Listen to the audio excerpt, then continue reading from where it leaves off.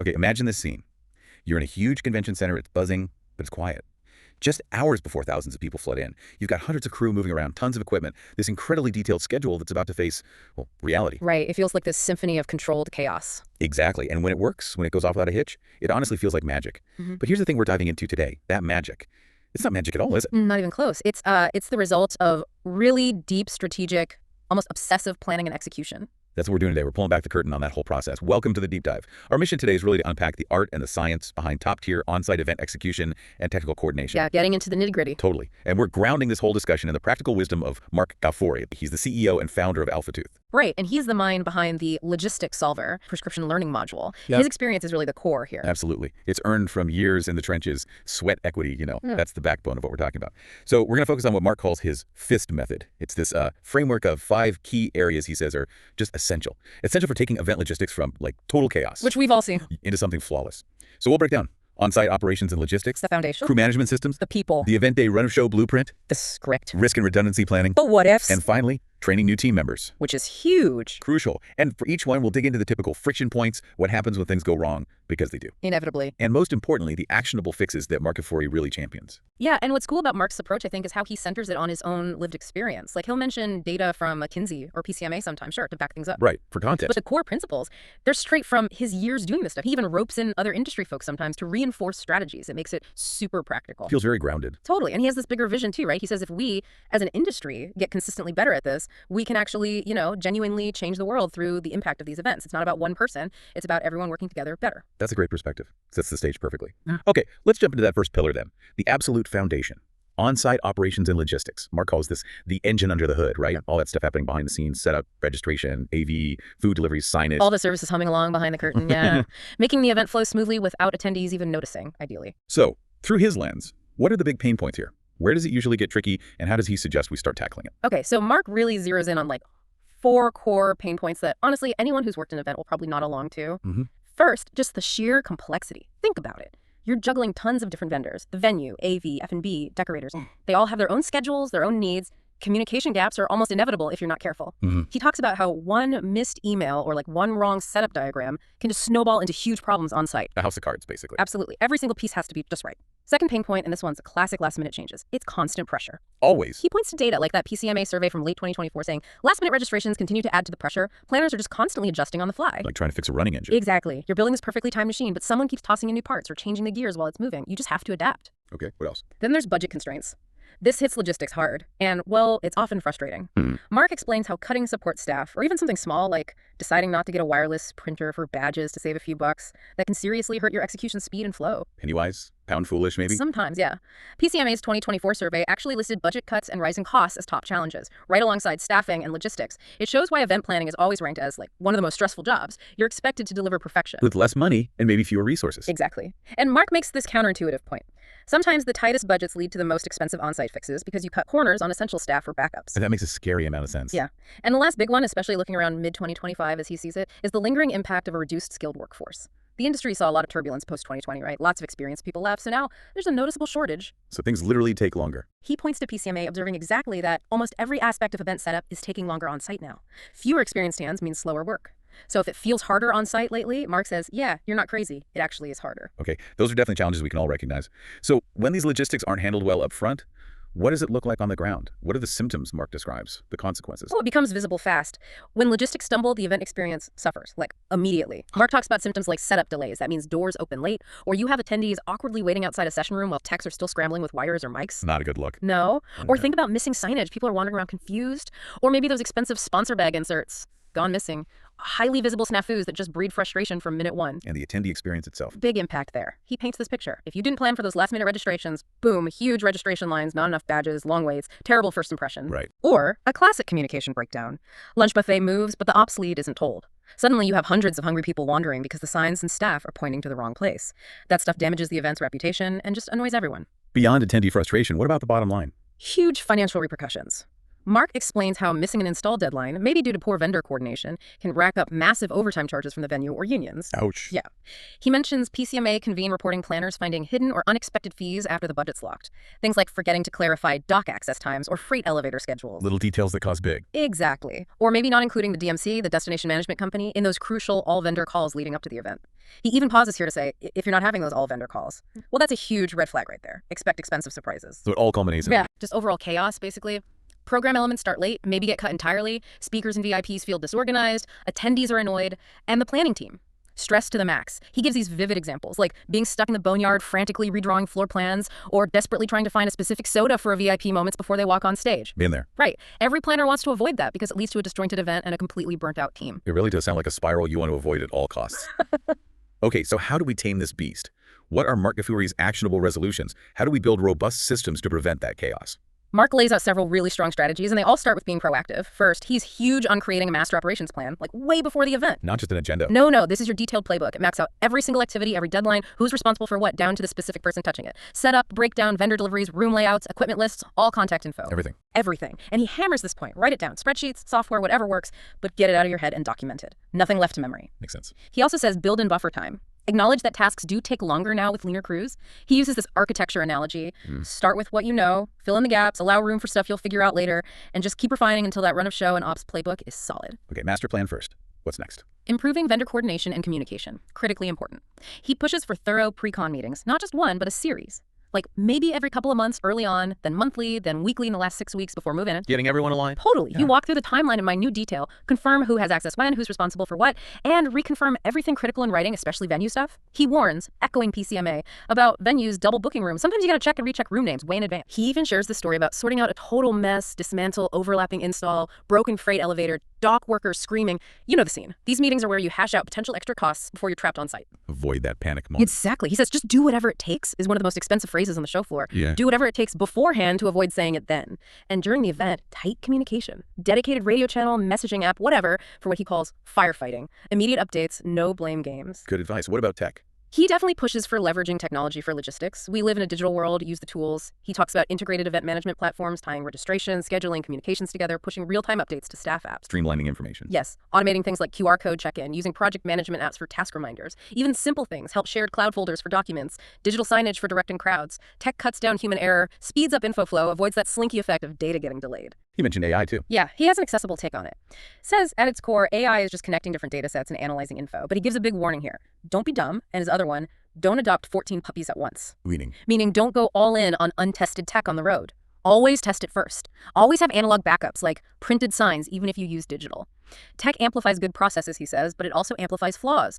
Don't use tech to plaster over a bad process. Got it. Anything else for logistics? Finally, he urges everyone to anticipate and adapt. Your plan is crucial, but you have to be nimble on event day. He talks about building a culture of trust through verification. Encourage the team to think ahead, like proactively greet a VIP at the loading dock. Don't just assume someone will. Taking initiative. Right, monitor things in real time.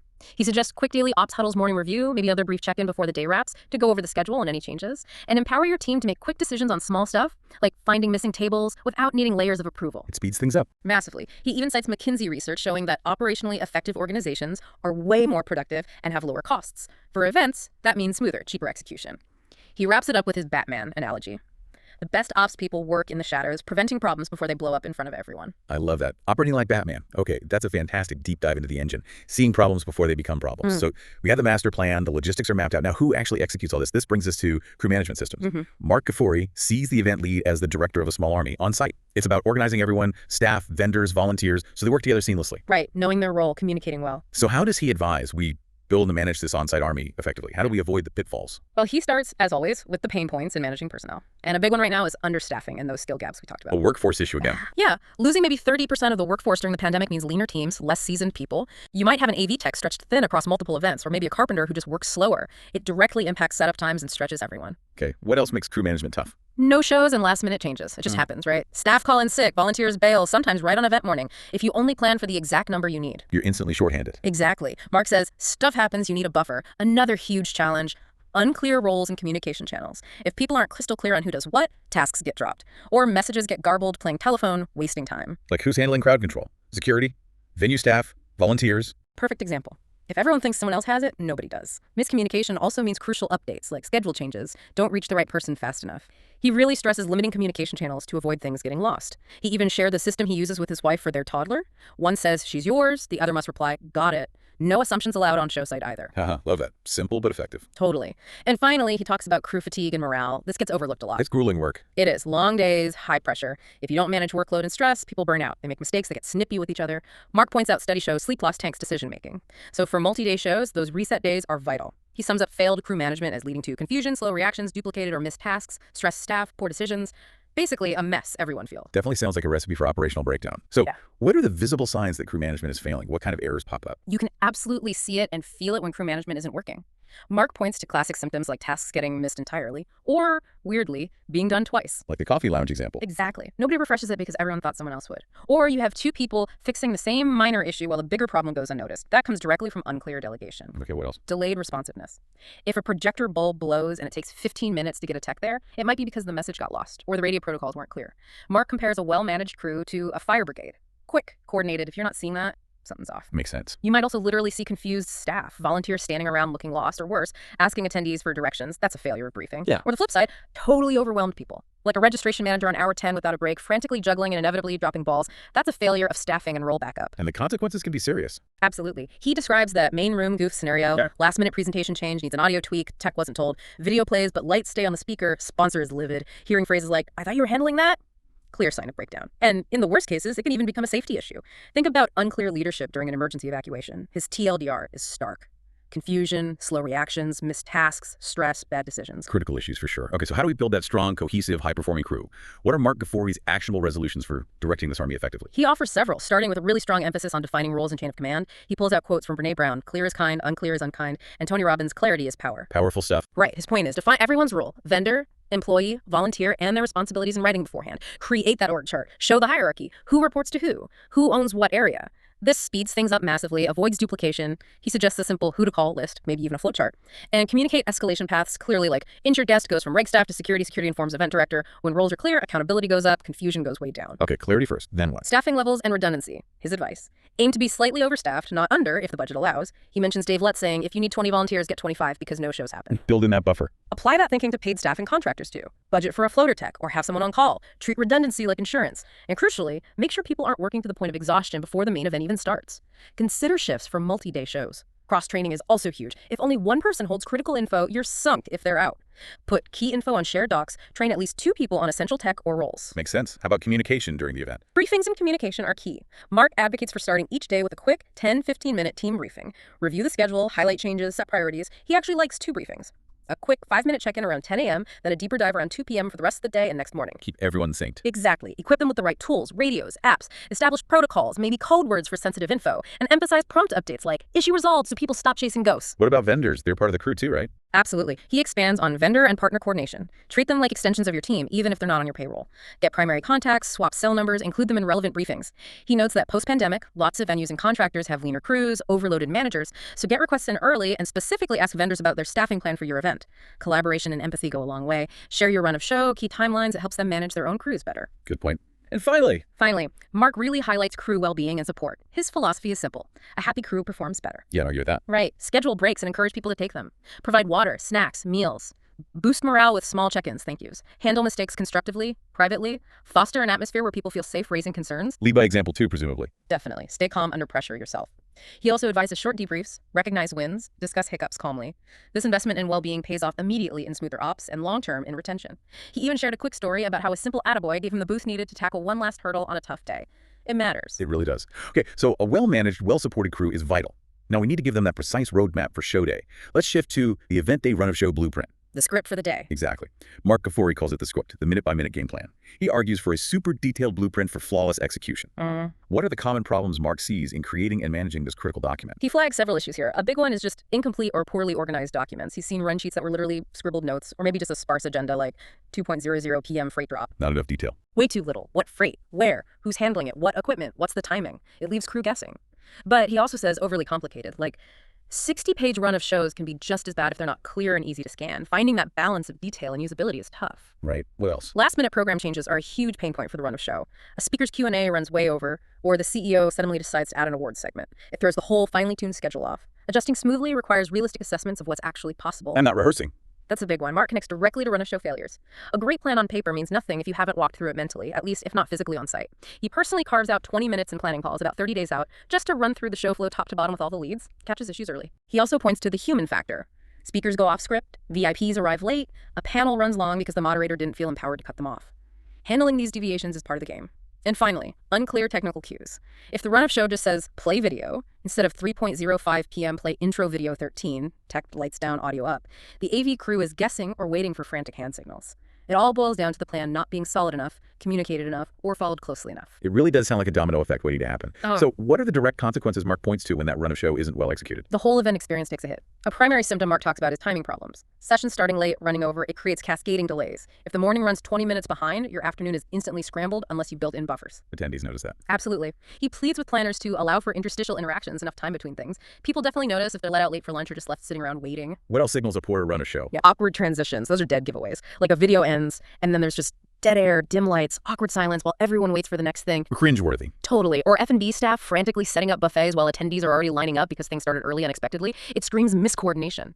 Technical glitches are another painful consequence, often linked straight back to unclear cues in the run-of-show. Miscued slides, music playing over a speaker, you name it. Or content getting cut. Yes, skipped or rushed content. If a panel runs long, maybe Q&A gets axed or the closing summary is dropped. Marc also mentions unfulfilled sponsor moments, like that lost freight for a book signing. It upsets the author and infuriates the sponsor who paid for it. And behind the scenes. Palpable stress. You might see crew whispering urgently, frantically fixing things. Even if the audience is oblivious, the team feels it, leading to burnout. It can also confuse speakers, that awkward, oh, is it my turn now moment. Marc warns, don't embarrass yourself or your team. Ultimately, without that solid blueprint, the day just feels chaotic. You're constantly playing catch-up, making apologies, and that's where his chaos is cash line comes in unplanned labor, fixing mistakes. It burns money fast. Yeah, chaos is cash is a powerful reminder. Yeah. Okay, so how do we build this effective blueprint and, crucially, make sure it actually gets used properly? What are Marc's actionable resolutions here? He provides a really meticulous approach. First, develop a detailed run-of-show document, and do it well in advance. He suggests 45+ days out. This is your chronological Bible for the event. Time, item description, like opening video be specific, duration, who's involved, and those critical cues and notes. Granularity is key. Absolutely. So clear, anyone could read it and visualize what's happening. Use tables, spreadsheets, maybe color code by vendor or team for quick scanning. Distribute it as the single source of truth. Okay, detailed document.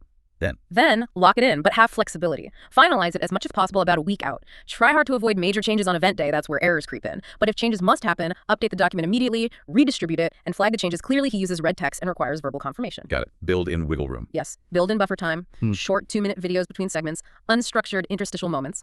These absorb slight overruns, give everyone a breath. He even suggests having contingency programming ready, like quick trivia to fill unexpected dead air. His analogy, it's a game of MacGyver, not machine fabrication. Be ready to improvise, but from a solid base. I like that. What else? This one's critical. Run the whole machine, not just the stage. Marc is adamant about this. Schedule a proper, maybe 2 to 3 hour on-site operational run-through with all the key suppliers. Deco, F&B, freight, security, transport, IT, AV, sponsors, show management. Everyone. Not just the stage crew. No, the entire attendee journey. Start at the loading dock. Test everything. Scan sample badges through RFID portals. Check Wi-Fi strength in session rooms. He even advocates for controlled failures. Deliberately simulate a problem to practice recovery in time, how long it takes to fix. Time to green. And he introduces his captain-to-command reporting loop here. Assign captains for key zones, have them report outcomes, pass, warn, fail immediately via a dedicated channel. This frees up the event director to focus only on the real risks, not chase down confirmations. Very systematic. And managing time during the event. Designate someone to actively manage the clock, usually a stage manager or a key right-hand person.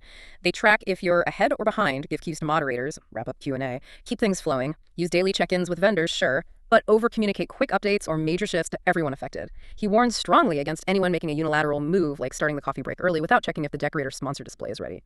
That can cause huge friction. The focus is always smart coordination for a seamless attendee experience. That's incredibly thorough. Every minute planned, every system tested. Okay. But even with the best plan, things go wrong. Murphy's Law, right? Always lurking. So let's move to pillar 4, risk and redundancy planning. Marc Ghafoori calls this essential event insurance. It's about listening to that nagging what-if voice. How does he suggest we prepare for those inevitable curveballs and find peace of mind? Yeah, the what-ifs. Marc highlights several pain points in how people approach risk planning, or don't approach it. First, just acknowledging the need. Let's be honest. Risk planning isn't the sexy part of event design. It often gets pushed aside. People get a false sense of security. Oh, we've never had a medical emergency. He compares it to sustainability planning, sometimes ignored until someone forces the issue. Okay, denial is a problem. What else? Identifying the right risks. The potential range is huge: safety, tech, logistics, health, weather. It's easy to get overwhelmed or to focus on dramatic but unlikely risks while missing the more probable things that can cause chaos. Like, you have a plan for a blizzard, but no backup plan for when the lanyard shipment gets lost. Misplaced priorities. Exactly. Then there's gaining stakeholder buy-in. Backups cost money, extra projectors, generators, staff on standby. It's tough convincing the budget holders to spend on things you hope you won't need. Marc suggests framing it by likelihood and showing the realistic, potentially much higher cost of not being prepared. Making the business case. Coordination of risk plans is another issue. You might have plans, but if the team hasn't actually discussed them or drilled them, they won't execute well under pressure. And outdated plans. Just pulling last year's binder off the shelf without updating it for the new venue or new threats is almost useless. Complacency seems like the big enemy here. It's the ultimate villain, Marc says. Just because the last show went smoothly doesn't mean you skip planning this time. It's that little voice saying, we'll deal with that later. That's the voice that forces you to react when you have no time, no info, and no budget left.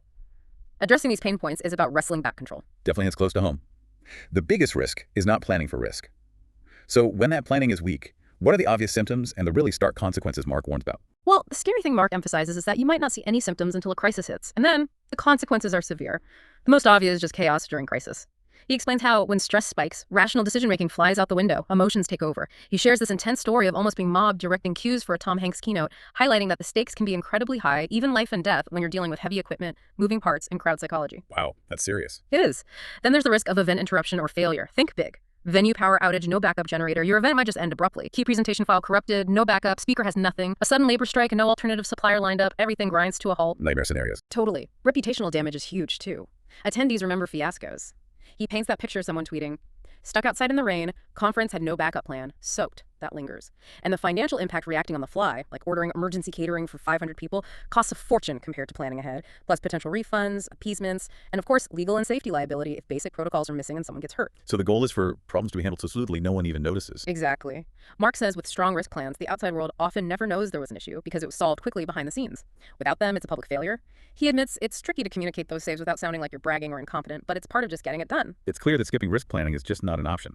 So what are Marc Ghafoori's actionable resolutions for doing it right, for building in that peace of mind? He offers really robust strategies, framing effective planning as your private insurance.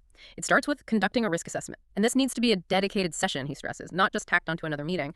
Get the team, key vendors, everyone in a room, virtual or real. And just brainstorm. Yeah, ask what could go wrong across all categories, health and safety, technical, logistical, security, list everything. Then, crucially, assess likelihood and impact. Focus your energy on the high impact stuff, even if unlikely, like emergencies, and the high likelihood stuff, even if lower impact, like minor AV glitches. He makes a point. Sure. This isn't about feeding anxiety, it's about reducing it through preparation. Okay, assess the risks. Then what? To streamline this, he introduces his own tool, the RISE Rapid Risk Matrix. It's available free on his site, alphatooth.com. RISE stands for Regear, Inflex, like an unexpected surge, staff issues, and evacuation scenarios. It helps quickly surface your biggest vulnerabilities and potential safety nets. He advises bringing in subject matter experts for solutions if your team lacks depth in a certain area. So RISE helps identify. Then you plan for those risks. Exactly. For every high or recurring medium risk on your RISE sheet, you convert each risk row into a ready play. That's your contingency plan. Draft a simple one-line action script. If X happens, then Y is the action. Owner is Z. Like a mini SOP for each risk. Precisely. Speakers flight grounded, move afternoon panel up, beam keynote via video, exec producer. Keep contact numbers, rally points, communication channels right there on the same line for instant access. No fumbling for info in a crisis. Smart. And redundancy. Bake redundancy into gear, data, and people. Address those single points of failure. Have tangible spares, a backup projector already rigged, extra charged mics, slide decks on multiple laptops and in the cloud, maybe dual Wi-Fi hotspots, split critical deliveries like sponsor giveaways between different shippers. People redundancy too. Yes, cross-train floaters. Have a backup binder, physical or digital, with floor plans, contracts, run of show, and make sure the location is noted on the RISE matrix. Okay, plan B, plan C. How do you make sure people actually use these plans? Drill the matrix. Build muscle memory.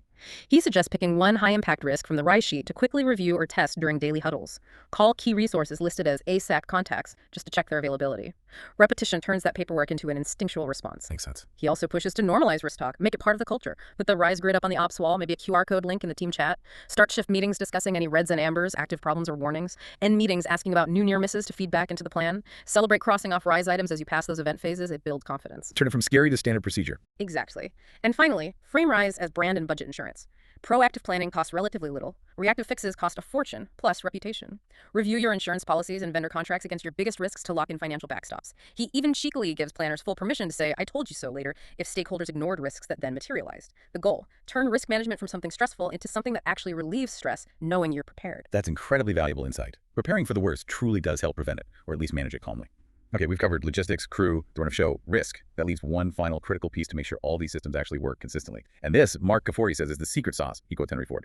The only thing worse than training your employees and having them leave is not training them and having them stay. Ooh, powerful quote. Right. Marc puts it bluntly. Training new team members is the secret sauce behind consistently successful events. So how do we effectively onboard and train people to build what he calls that well-oiled event cranking machine? This is clearly a passion point for him. He starts by outlining the real pain points in getting new folks up to speed. First, high turnover and lots of temporary staff, interns, volunteers, new hires who might not be long-term. Plus, those labor shortages mean you're often working with less experienced people overall. So knowledge walks out the door. Exactly. That leads to a huge loss of institutional knowledge. He mentions McKinsey talking about chains of knowledge breaking when veterans leave. New people end up starting from scratch on things the old team just knew. And there's never enough time for training, right? That's a major pain point. Events run on deadlines. New hires get thrown in the deep end.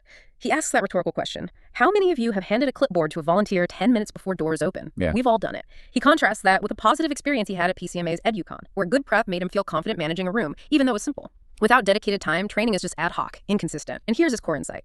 Spending, say, 2 hours properly training someone might feel like a luxury, but he argues it saves you maybe 9 hours of reactive firefighting down the road.